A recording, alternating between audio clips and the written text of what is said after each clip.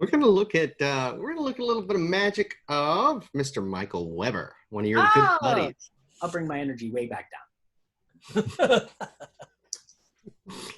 Alex, I know you're a big fan of Weber's, aren't you? I'm a huge fan. He was really a kind man to me when I first got into magic, because there was a lot of things going on in my town, but there was a lot of like things that were being sold out of my town, and it was like a hub. People would come and go, and I didn't, there weren't a lot of guys that I could hang out with and talk about magic. At a certain point, I was sort of a man on an island all by himself, and I met some folks like Chris Kenner, and Chris Kenner actually, he was the one that he said, drop my name and go talk to Michael Weber. And I did. And Michael opened my mind up to all kinds of different kinds of magic. And I wouldn't say that I'm friends with him, but I'm friendly with him. And when I see him, it's always a warm welcome. And he's really just shared so much magic with me and really kickstarted a lot of things in my life that led to bigger things that, if Michael wasn't there to sort of, drop a hint or say a certain thing to me, I don't know that I would have gone down these paths. So to me, he's really an important magician in my growth as a magician. I have a lot of respect for Michael. Yeah. I don't think it's possible for people to really appreciate the extent to which we idolized Michael Weber growing up in magic. Like, Michael Weber was definitely considered by everyone I knew to be the smartest witch of his generation. Maybe if we want later, I'll tell you a story about how he saved my bacon before a show once. But, maybe we'll talk a little bit more about the Weber ethos after we get into this stuff. What do you think? I think that's a great idea. That's wonderful. I love Michael Weber. He was like literally if Lex Luthor was a magician and wasn't evil, technically. This very first video is actually Ricky J's thoughts on Michael Weber. We thought this was very interesting. So check this out. Let me know if you can see it. Yeah? Yep, good. Yep. My great heroes and mentors said to me, Charlie Miller, one of my great heroes and mentors, said to me, there's this guy you have to see. And I said, sure, anyone, Charlie. And he said, well, he's 15. And I said, well, maybe I'll hold off then. I thought that didn't sound very promising. And Charlie said, no, you should meet Michael. This was the thing that got me the introduction through Charlie to Ricky the first time. So there's a classic and somewhat mythical technique with cards that lots of people talk about, but not so many people do, where the notion is, and you're going to want to stop moving, the notion is really that you can take any card from the middle of the pack, say the 8 of hearts, and square up the deck, and then without doing anything, have that card on the top of the pack. And the question of, is that possible? And to have it look like you didn't do anything is the subject of much discussion. So I was 14 or 15 years old, and I did exactly what I just did there for Charlie. And the next time I saw Charlie, Ricky was there. So that was kind of how we met. How do I make this a favorite, her Chris Ann's phone? Touch her name. Good. Oh my gosh, I love that so much. Oh God, that is so Come here and help me work my phone. How do I make a call? What do you do to send it? What's an email? She's not a favorite. Great, thank you. He knows. But you notice who's I have no idea how to work my phone. I know. In the highest tech visual presentation in the history of man, I'm still a total Luddite.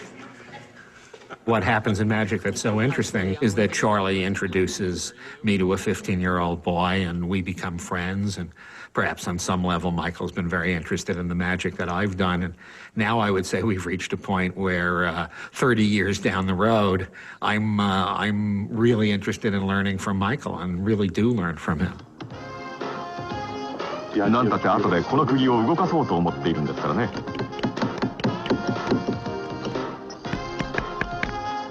よしと。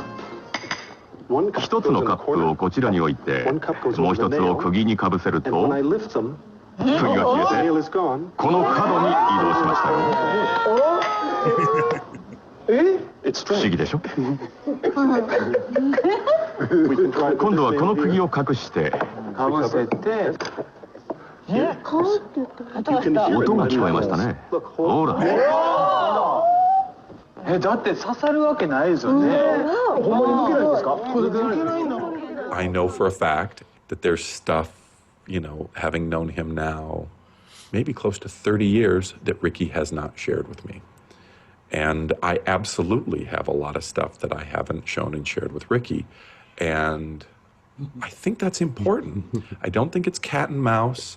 I don't think it's meant to be withholding, because if there's something that one of the other folks really needs, that's the time that comes out. And I absolutely have had the look on my face, or I've seen the look on Ricky's face, where I'll say, or he'll say, here's, something I haven't told you about that might be useful in the other person's, just like, it's that dream that I think many people have had, where you dream you're walking through your house, but then you find a door in a room in your house that's always been there and you didn't know was there.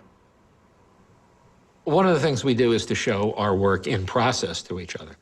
There are only a few people in my life who I really discuss magic with on that kind of personal level. There's Michael, who I probably do it the most with because I see him more often and we have a company together. And there is also David Roth, who's been backstage in my show for years and years, who's an amazing manipulator of coins. And Percy Diaconis, who's a remarkable mathematician as well as an extraordinary inventor of magic, and Steve Freeman, who's the quintessential amateur, the absolute lover of the art. And there's literally no one better at understanding and performing the most intricate sleight of hand beautifully. Yeah. So I included that last part where he mentions those other names on purpose, because that's the stature that Michael's at, right? That's the company that he keeps in Ricky's mind. And I think that's important to sort of put into reference who this guy really is to magic, It was John Thompson that used to say that him and Ricky and Steve Freeman and Percy Diaconis were Charlie Miller's students. So, but that was a particular card love they all shared. I think most people would agree that Michael is a bit of a Renaissance man, by trade a mentalist and a mind reader, and by passion just a really incredibly visionary creator of magic with all sorts of things. First time I ever saw Michael perform, I was in high school, and he did a magic lecture at a big magic convention. And there was a company at the time called Collector's Workshop. Mm-hmm. Collector's Workshop specialized in having $2,000 and $3,000, $4,000 tricks that there was often jokes made that they didn't really work. And Michael did a whole lecture, complete with a set of lecture notes, on how to duplicate all of the Collector's Workshop tricks with stuff that cost less than like $4. So there was like an electric snake in a basket that would like pull out your card. Mm-hmm. So in Michael's trick, he had a shoe and a little glass and some water, and he unrolled a condom, and he poured the water into the condom, and he put an Alka-Seltzer tablet in the bottom of the glass, and then he put a sock over the whole thing and a little bit of wax, and he basically just took the sock and put it down, and then as he snapped his fingers, the sock turned into a snake. He lifted it up a little, the water flowed down into the Alka-Seltzer. The Alka-Seltzer inflated the condom, lifted the snake, and it was showing everybody the card. There was another one out of that same lecture where remember it was the Tang Dynasty tea set, and it was basically a tea bag, and you borrow a ring and it would totally disappear. Mm-hmm. You would take a lighter. A lighter, yeah. It would, the tea bag would burst into flames, and the barred ring would be there. Yeah. Right. So what Michael did was he folded hey there, Daniel, glad to see you. So he went ahead and took a piece of flash paper, crafted it into a tea bag, took a piece of wire, little white wire, and sculpted it into what looked like the string on a tea bag, right? And the string on the tea bag had a little lip on the top of it, so he would vanish the ring. He would pick up the tea bag and put it into his hand, and that would just roll the ring right over the wire. And he would light the flash paper, and as he did, he would let go, and the ring would fall down and be dangling off the string of the tea bag. So this is the first time I ever saw the guy. He was like literally just inventing homespun versions of $2,000 commercial marketed effects, you know. And they're all practical, and he included like all, I have a set of the notes. It has all the stuff, like it's wire, right? Like hunks of stuff to make it look like what all these tricks were. And he actually joked about it. He said, you know, yeah, I'm going to do a collector's workshop lecture. And yeah, I'm going to do lecture notes that explains how to fix all those things that break down on you. No, I'm kidding. It's going to be how to do all of it for $1. It's really awesome. And that's what happened. So cool. It was definitely, I was in Los Angeles. I don't know if I told you about this at the time, Adam. I had a gig for some billionaires, the Wasserman family, who owned Universal Pictures. And I was going to go out and do the 30th birthday of one of the heirs of the family. And his favorite game was Oh Hell.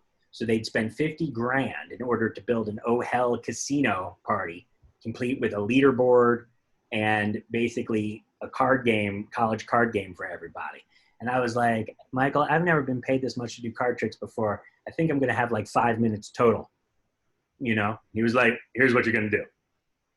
And he made up this trick on the fly where everyone would grab a pack of cards and everyone would just call out a number, and they would literally call out a series of numbers, and I would write them down. Then they would all take another card, call out another series of numbers. They would each do this like 4 times. Then we had all these numbers on this easel, right? Then I would add up all the numbers, and you'd have this long number, and just like in a calculator text, you would turn the big piece of paper around, and the number would read, oh, hell. That's what the digits would read when you turn the whole thing over. So it's just an example of what Michael was saying about the secrets. You know, they used to have their name of their company, Ricky and Michael, was Arcane Knowledge on a need-to-know basis. So I think it's fair to say Michael really prided himself on need to know. So in that instance, he was right there with the method, and he saved my life. You know what I mean? Yeah. Yeah. That is a great story, and he's definitely brilliant. And he continues to build that knowledge all the time. That's the thing that's amazing about Michael. Like, he is prolific. He reads everything. He owns everything. I've seen many examples of it in the times that I've encountered him. Just him buying everything and knowing everything. So he's like a walking index of magic. He literally knows it all. It's really an incredible thing. I remember being at a convention with him, and he literally spent more than he was making to being paid to be at this thing. I was like, you're spending a lot of money on magic books. He's like, yeah, I usually don't make any money when I work these. You know, it's an opportunity for me to just build up my library. And he showed me just this box that he was building as he's going through with this book dealer over the weekend, just slowly going, yeah, I'll need that one too, and that one. And just old, obscure things that you would, you know, why would you even get that? He's like, I've read about it. Someone mentioned this. Someone pointed at this once. You know, it's like all like that. He's like, so I just need to know what it's about and fill in that blank. So he, you know, he's got the goods is the point. Yeah, speaking of goods, you know, we were trying to dig up some really great clips to show you of Weber today, and this one is called Faith Healer. And where is this footage? This footage is old, right, Alex? I mean, this is actually from an old instructional video from the 80s. Yeah, I mean, because this is a young Weber right here, very young Weber. Yeah. Let's check. Let's check it out. Stevens video. I'll show you something kind of weird. Well, this is really weird. Do you ever watch those television evangelists on Sunday where they do those faith healings? Well, I figured out their secrets. I did. I'll show you one. Now, this is going to sound really strange, but if you wouldn't feel too uncomfortable, pull your shirt tails out for a minute. You're safe. Okay. This is only a trick. Okay, you're going to have to pull it out more because I don't want to. Great. Now, what we're going to do is unbutton the last buttonhole, and I want you to watch this last button right here, all right? Okay. Now, imagine that you were to lose this button, all right? Gotcha.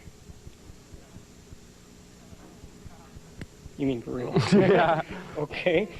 I mean really lose it. Yeah, they are. Now, you don't have to worry because, see, on these kind of shirts, they sew other ones on the opposite side. But you'll notice that I took the button off of the outside from here. Now, the only time that's going to be a problem is if you go to button it in this buttonhole. But that's not a problem because this is where the faith healing comes in. If I just rub this buttonhole with my thumb, it's not gone yet. Just like that, the buttonhole vanishes completely, and now you have nothing to button it into. Have a good night, and tuck your shirt tails in.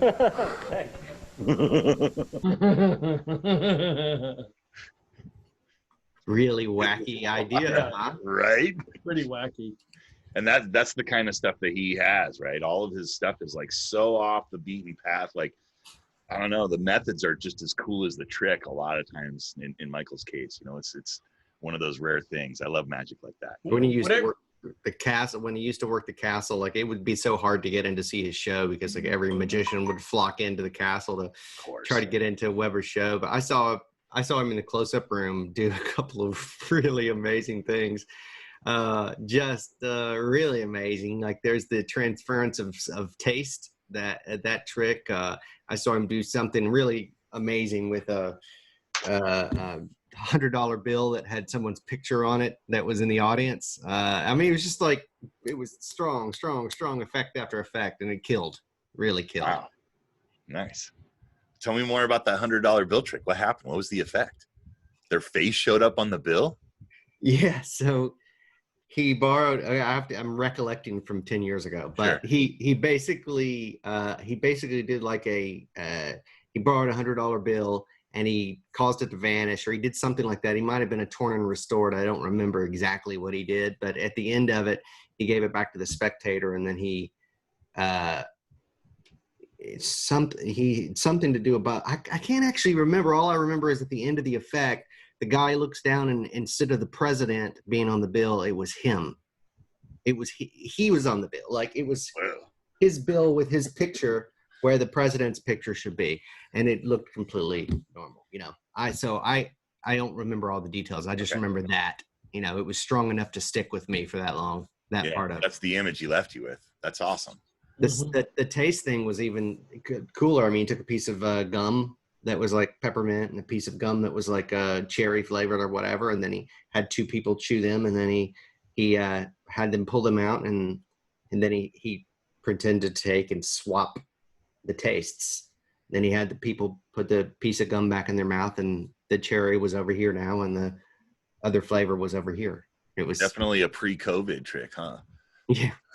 Well, they didn't actually swap gum. They just he touched their gum though. I can't even recall. Okay. I can't recall. No, you know what? He used toothpicks. That's what it was. Okay. Yeah, he used toothpicks. Keeps it clean, I guess. Interesting. And a mask and gloves and a face shield. Yeah. No, that was totally back when people could be in a room. Yeah, exactly. And do magic. This has been a fun Michael Weber love day. Yeah, let's check out his Lincoln rubber bands, and this one is so good. Pretty incredible too. So check it out. So we start off with something very simple. I think every performer has done a rubber band trick, so I don't want to be left out. And this is a magician's physical exercise using a very thin band and a very thick band, so you can tell them apart and see the difference. And when you press in the center, they actually appear to go one through the other. It's pretty convincing. It would be more convincing if you could open up your fingers here. That would be good. Or if you could just let that band dangle from the other one. That would be more of a convincer. In fact, if you could show just on the tip of that finger that these two bands were actually linked together, that would be the kind of thing that would make people more believing that they were actually linked. Now I'll show you what this looks like from the back. It actually looks as good from the front, or not as good as the front did. The back from both sides. And some people think the bands are maybe doubled or twisted in some way, but I'll hold them as loosely as possible so that you can see they really just go through each other in that one spot. For the folks in the back room, how you doing? Hello, back room.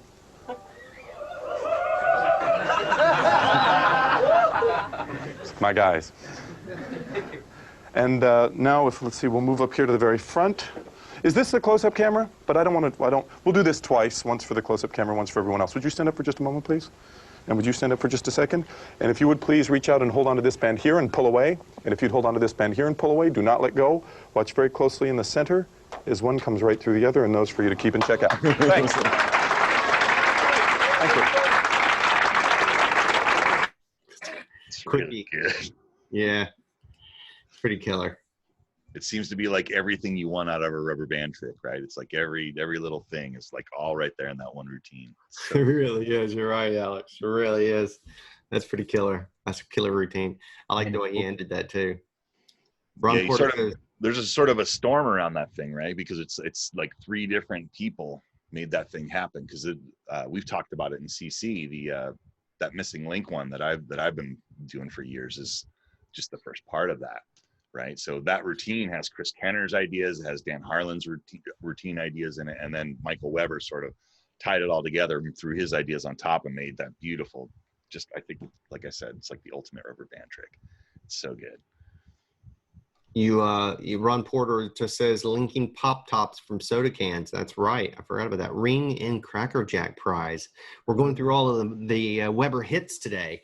Yeah, I mean, it's pretty much, you know, I imagine what life at Weber's house was like is he would walk around and pick up an item and figure out what kind of magic he could do with it. And he's probably got hundreds of them, you know. Right, and that's just the stuff with those objects, right? I mean, there's a card magician. He's one of the great card magicians I've ever seen in my life. He handles cards like just in a way that's just otherworldly. You know, when you see him stand alone, you just know that that's like, you know, it's just top tier technique. He's as good as they get. Well, he's having conversations about card magic with Ricky Jay. That probably is all you need to know, right? So what about mentalism? I mean, how does we heard Aaron's story about doing the working the mentalism at that show, but you know, have you seen him do a lot of mentalism? Yeah, and this next thing that we're going to look at is really, I think, one of the cooler things I've seen him do. It's starting to be something you can't do. I mean, we just did get a phone book here the other day, so it's not completely gone yet, but it's a little mentalism using a regular old phone book, but you know, now it's like a complimentary printed section of the internet that they bring you, right? So. Isn't that the truth? Let's check it out. This is kind of an odd thing. We will, I'll have you, if you would, please stand up here, Christian. And you can leave the bottle there and you can put your shoes on. Just make yourself home, turn around so they can see you. Flip through the yellow pages. Make sure it is quite ordinaire. Yes? Looks quite all right. Good. And here's what we're going to do. I'll hold it flat on my hands. I want you to reach over somewhere, not these big red pages because those are ads. All right, but reach over somewhere and just open it up for yourself. I'll look the other way. Okay, good. Turn it back here and hold it. And I want you to look at the very top ad at the top in the upper corner here, please. And we're going to start out very simply, very generally, and then we'll try and focus down to something much more specific. So what I want you to do is to look at the top ad up there in the corner, and I want you to concentrate on the type of business or service that's there, all right?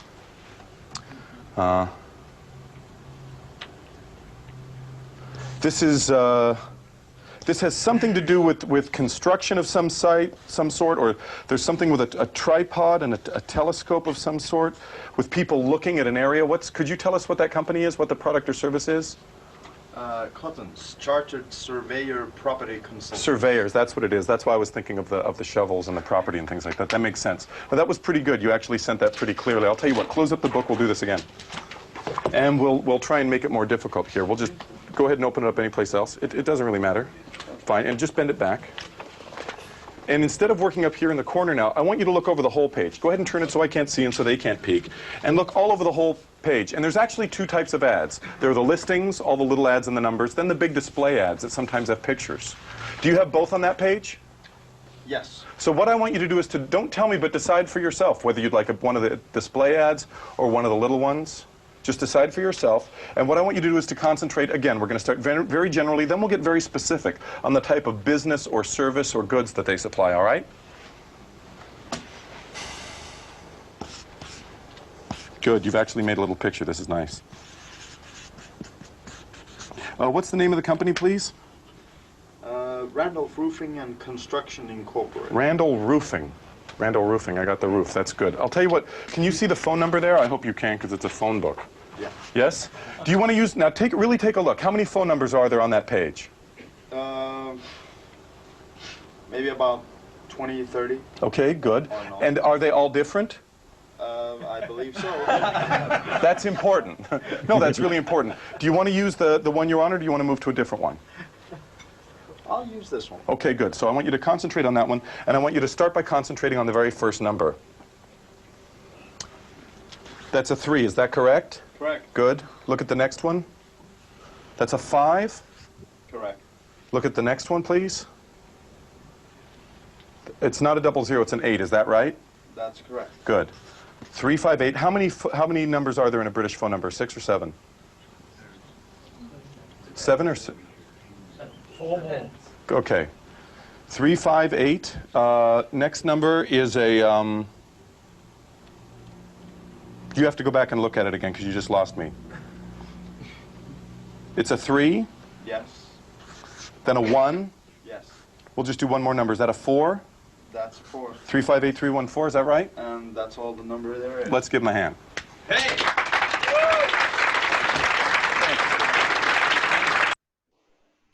He's like, take that. Take that. Now, Aaron, this is his collector's workshop version of that, right? Of the marketed version of their phone books that they had that cost, you know, thousands of dollars, and they were the giant phone book that had all this queuing system and blah blah blah blah blah blah blah. That was his version of the collector's workshop trick that, you know, basically knocked that down so that he could show up and use any phone book and not have to carry the prop. How awesome is that? Yeah, It's really good. Yeah, really good. Excellent presentation too. Just real straightforward, right on the nose, man.